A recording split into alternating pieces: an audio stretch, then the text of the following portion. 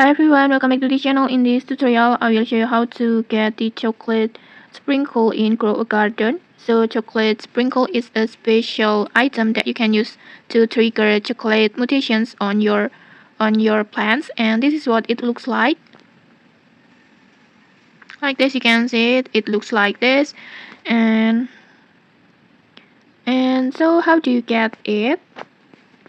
First, you can buy this chocolate sprinkle from the event shop over here. It's the shop.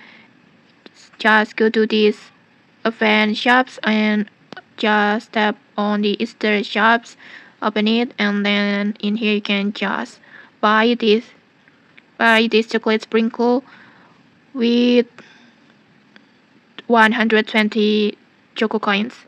And then next seconds you can also get it for free from event rewards. Like for example, you can earn it from the event like Easter training, like this you can see it.